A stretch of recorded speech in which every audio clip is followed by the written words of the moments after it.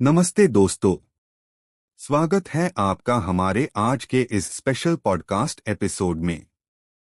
मैं हूं आपका होस्ट और आज हम एक ऐसी स्किल के बारे में बात करने वाले हैं जो शायद स्कूल में हमें कभी ढंग से सिखाई ही नहीं गई, लेकिन असली जिंदगी में ये सबसे ज्यादा जरूरी है। दोस्तों, हम एक ऐसी दुनिया में जी रहे हैं जहां इंफॉर्मेशन की बाढ़ आई हुई है।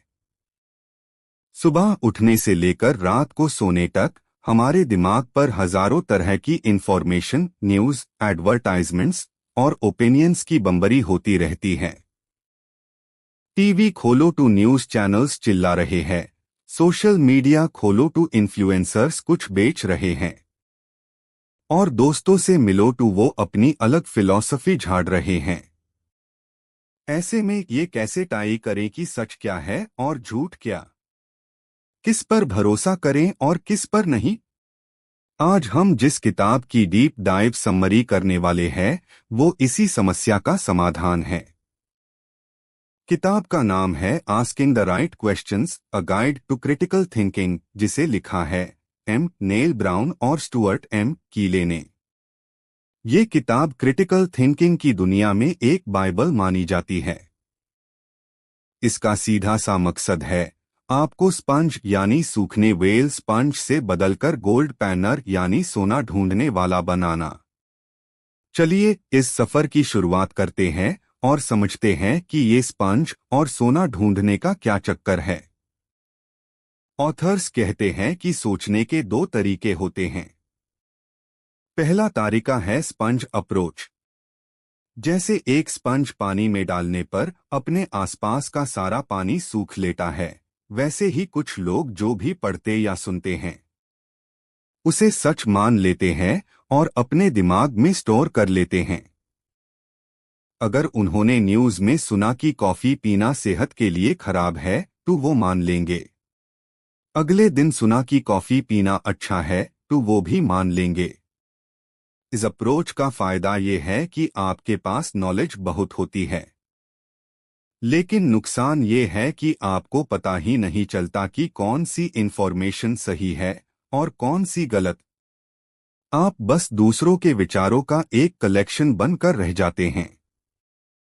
दूसरा तरीका जो ये किताब हमें सिखाना चाहती है वो है पैनिंग फॉर गोल्ड अप्रोच। पुराने जमाने में लोग नदी के किनारे रेत को छानकर उसमें से सोने के छोटे छोटे कान ढूंढते थे। क्रिटिकल थिंकिंग बिल्कुल वैसा ही है। जब आपके सामने कोई इंफॉर्मेशन आती है तो आप उसे स्पंज की तरह सूखते नहीं हैं, बल्कि आप उससे सवाल पूछते हैं।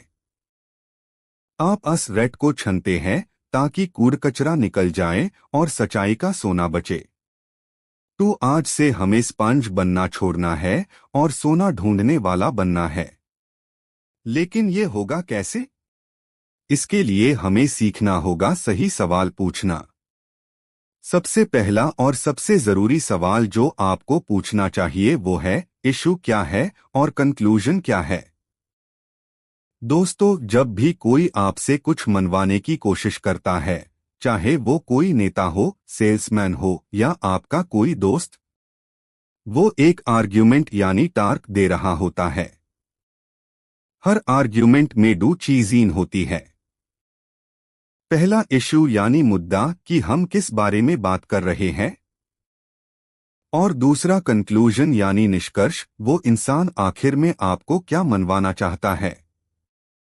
कई बार लोग घुमा फिरा कर बात करते हैं और हम असली मुद्दे से भटक जाते हैं। इसलिए अगली बार जब कोई आपसे बहस करे तो अपने दिमाग में तुरंत पूछिए ये बंदा आखिर चाहता क्या है, इसका फाइनल पॉइंट क्या है। जब तक आपको कंक्लूजन नहीं मिलता आप उसकी बात को इवैल्यूएट नहीं कर सकते। एक बार जब आपको कंक्लूजन मिल गया तो अगला कदम है ये पूछना क्यों, यानी रीजंस क्या है। अगर कोई कहता है कि हमें न्यूक्लियर एनर्जी बंद कर देनी चाहिए तो ये उनका कंक्लूजन है। अब आपको ढूंढना है कि वो ऐसा क्यों कह रहे हैं। क्या वो सेफ्टी की वजह से कह रहे हैं? या कॉस्ट की वजह से। बिना रीजंस के कोई भी कंक्लूजन सिर्फ एक ओपिनियन होता है, आर्ग्यूमेंट नहीं। और क्रिटिकल थिंकिंग का रूल नंबर 1 है, ओपिनियन को तब तक मत मानो जब तक उसके पीछे स्ट्रॉन्ग रीजंस ना हो। लेकिन दोस्तों, यहाँ एक पेंच है। कई बार लॉग रीजंस तो देते हैं, लेकिन उनके वर्ड्स या शब्दों का मतलब साफ नहीं होता। आईएससी कहते हैं एम्बिग्यूटी यानी अस्पष्टता। सोचिए, एक ऐड आता है जो कहता है हमारा product ultra strong pain reliever है। सुनने में अच्छा लगता है ना? लेकिन अल्ट्रा स्ट्रॉन्ग का मतलब क्या है? क्या ये दूसरे प्रोडक्ट्स से 50% ज्यादा स्ट्रॉन्ग है? या बस थोड़ा सा बेहतर है? या शायद इसमें सिर्फ कैफीन ज्यादा है? ये शब्द हमें मैनिपुलेट करने के लिए उसे किए जाते हैं। इसलिए जब भी कोई आपसे इमोशनली चार्ज्ड वर्ड्स यूज करे, जैसे फ्रीडम, जस्टिस, ह्यूमन राइट्स या एंटी नेशनल, तो तुरंत रोकिए और पूछिए आपका इस शब्द से एग्जैक्टली क्या मतलब है। क्योंकि अक्सर लड़ाई मुद्दे पर नहीं, बल्कि शब्दों के अलग अलग मतलब निकलने पर होती है। आइए अब थोड़ा गहराई में चलते हैं। हर आर्ग्यूमेंट के कुछ ऐसे हिस्से होते हैं जो बोले नहीं जाते, लेकिन वो वहां होते हैं। इन्हें हम कहते हैं अजम्पशंस यानी मान्यताएं। ये वो इनविजिबल धेज है जिनसे पूरा आर्ग्यूमेंट बंधा होता है। दो तरह के अजम्पशंस होते हैं। पहला है वैल्यू अजम्पशंस। मान लीजिए दो लोग बात कर रहे हैं। एक कहता है कि ड्रग्स को लीगल कर देना चाहिए क्योंकि हर इंसान को अपनी बॉडी के साथ कुछ भी करने की आज़ादी है। दूसरा कहता है कि ड्रग्स बैन रहने चाहिए क्योंकि इससे समाज में क्राइम बढ़ता है और सुरक्षा खतरे में पड़ती है। यहाँ लड़ाई फैक्ट्स की नहीं है, वैल्यूज की है। पहला इंसान इंडिविजुअल फ्रीडम को ज्यादा वैल्यू देता है और दूसरा सोशल ऑर्डर या पब्लिक सेफ्टी को। जब तक आप इन हिडन वैल्यूज को नहीं पहचानेंगे, आप कभी भी उनके आर्ग्यूमेंट को पूरी तरह नहीं समझ पाएंगे। दूसरा अजम्पशन होता है डिस्क्रिप्टिव अजम्पशन। ये वो मान्यताएं हैं जो दुनिया कैसी है इस बारे में होती है। जैसे अगर कोई कहे ये कार खरीद लो क्योंकि ये नई टेक्नोलॉजी वाली है, तो वो अस्यूम कर रहा है कि नई टेक्नोलॉजी हमेशा पुरानी से बेहतर होती है। क्या ये सच है? हमेशा नहीं। कई बार नई चीजों में बग्स होते हैं जो पुरानी में नहीं होते। क्रिटिकल थिंकर होने के नाते आपका काम है इन छुपे ह्यू अजम्पशंस को बाहर निकलना और उन पर सवाल उठाना। अब हम आते हैं इस किताब के सबसे मजेदार हिस्से पर, फैलेसीज यानी टार्कडॉश। ये वो गलतियां या चालाकियां है जो लोग अपने आर्ग्यूमेंट को स्ट्रॉन्ग दिखाने के लिए करते हैं, जबकि वो एक्चुअली वीक होते हैं। ऑथर्स ने हमें कई तरह की फैलेसीज बताई है। मैं आपको कुछ सबसे कॉमन वाली बताता हूं जो आप रोजाना देखते होंगे। सबसे पहली है एड होमिनेम। इसका मतलब है मुद्दे को छोड़कर इंसान पर हमला करना। इमेजिन कीजिए आप ऑफिस में एक आइडिया देते हैं और आपका कोलीग कहता है इनकी बात मत सुनो, ये तो हमेशा लेट आते हैं। ध्यान दीजिए, आपके लेट आने का आपके आइडिया की क्वालिटी से कोई लेना देना नहीं है। वो कोलीग आर्ग्यूमेंट हार रहा है, इसलिए वो अटैक कर रहा है। आईएससी पहचानिए और वापस मुद्दे पर आइए। दूसरी कॉमन फैलेसी है स्ट्रॉमैन। इसमें लोग आपकी बात को तोड़मरोड़ कर पेश करते हैं ताकि उसे हरना आसान हो जाए। मान लीजिए आप कहते हैं कि हमें शहर में पार्क्स के लिए बजट बढ़ाना चाहिए और आपका विरोधी कहे ओहो, तो आप चाहते हैं कि हम पुलिस और हॉस्पिटल्स का पैसा रोक दे और सारा पैसा घास लगाने में उड़ा दे। आपने ये कभी नहीं कहा था। उन्होंने आपके आर्ग्यूमेंट का एक स्ट्रॉ मैन यानी पुतला बनाया और उसे जला दिया। तीसरी है स्लिपरी स्लोप। ये डरने का एक तरीका है। अगर हमने बच्चों को वीडियो गेम्स खेलने दिए तो वो पढ़ाई छोड़ देंगे, फेल हो जाएंगे और फिर क्रिमिनल्स बन जाएंगे। मतलब एक छोटी सी चीज से सीधा दुनिया खत्म होने तक का सफर। ये लॉजिक गलत है क्योंकि जरूरी नहीं कि यह होने से जेड हाई होगा। इन फैलेसीज को पहचानना एक सुपर पावर जैसा है। जैसे ही आप इन्हें देखने लगेंगे, आपको समझ आ जाएगा कि सामने वाला लॉजिकल बात कर रहा है या बस गैसलाइटिंग कर रहा है। अब बात करते हैं एविडेंस यानी सबूत की। किताब कहती है कि सबूत जितना दिखता है उतना अच्छा होता नहीं है। हम अक्सर सुनते हैं रिसर्च कहती है, एक्सपर्ट्स का मानना है, या मेरी मम्मी कहती है। लेकिन क्रिटिकल थिंकिंग का मतलब है हर सबूत को ठोकबाजा कर देखना। जैसे पर्सनल एक्सपीरियंस को ही ले लीजिए। अगर आपका दोस्त कहे कि मैंने वो ब्रांड का फोन लिया था और वो 2 दिन में खराब हो गया, इसलिए वो ब्रांड बेकार है, तो ये एक हैस्टी जनरलाइजेशन है। एक फोन खराब होने से पूरी कंपनी बेकार नहीं हो जाती। इसी तरह टेस्टिमोनियल्स यानी लोगों की राय। अमेज़न पर रिव्यूज देखकर हम चीज़ें खरीदते हैं, लेकिन हम भूल जाते हैं कि रिव्यूज खरीदे भी जा सकते हैं और अक्सर लोग तभी रिव्यू लिखते हैं जब वो बहुत खुश होते हैं या बहुत गुस्सा। नॉर्मल लॉग रिव्यू नहीं लिखते, तो वो पूरा सच नहीं है। इवन एक्सपर्ट्स और रिसर्च स्टडीज भी परफेक्ट नहीं होते। साइंटिफिक स्टडीज में भी बायस हो सकता है, सैंपल साइज छोटा हो सकता है, या फंडिंग किसी ऐसी कंपनी से हो सकती है जो अपने फेड का रिजल्ट चाहती हो। इसलिए जब भी कोई कहे सर्वे में पाया गया है, तो पूछिए कितने लॉग ऑन पर सर्वे हुआ, कौन थे वो लोग, सवाल कैसे पूछे गए थे। दोस्तों, नंबर्स और स्टैटिस्टिक्स के साथ तो सबसे ज्यादा धोखा होता है। किताब में एक शानदार एग्जाम्पल है। मान लीजिए एक कंपनी कहती है कि उनके यहां एवरेज सैलरी 1 लाख रुपए है।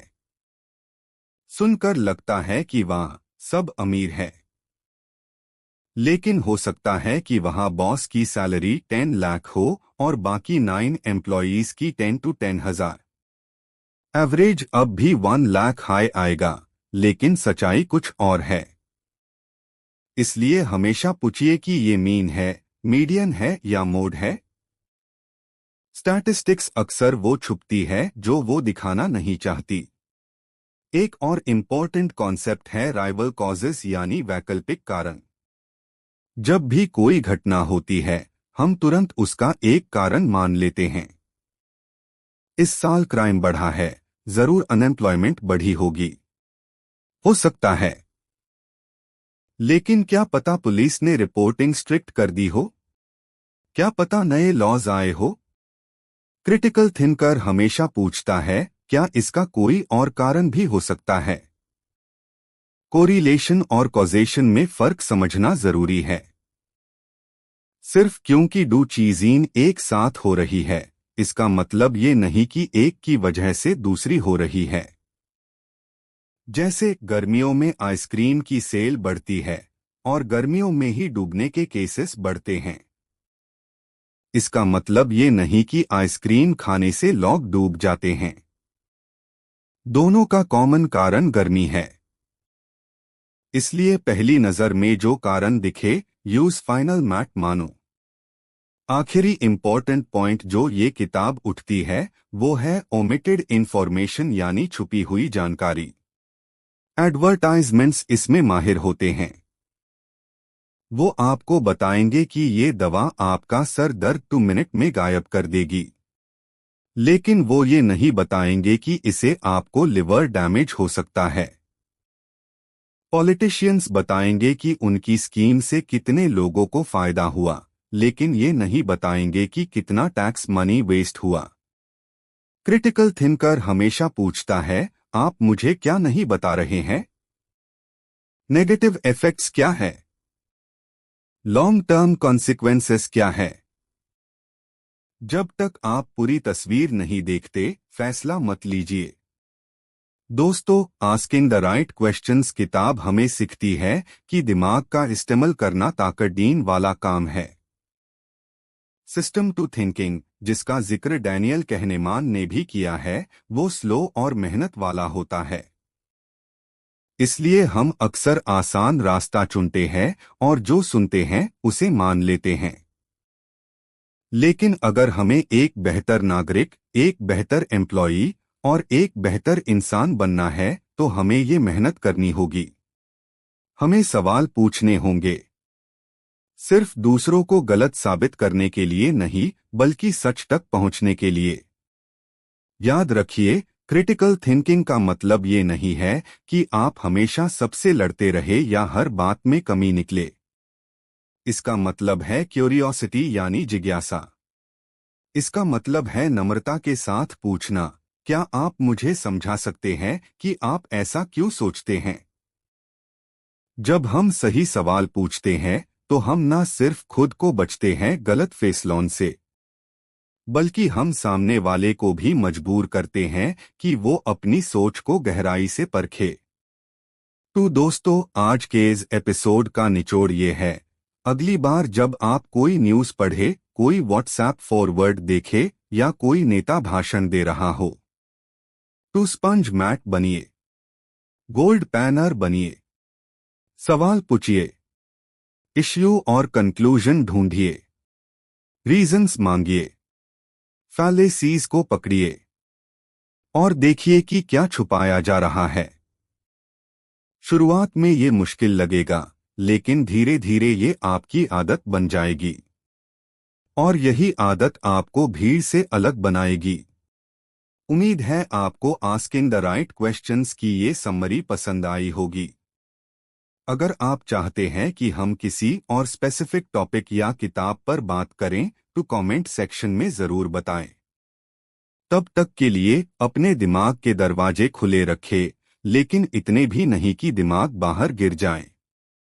सही सवाल पूछते रहिए और हमेशा सीखते रहिए। धन्यवाद।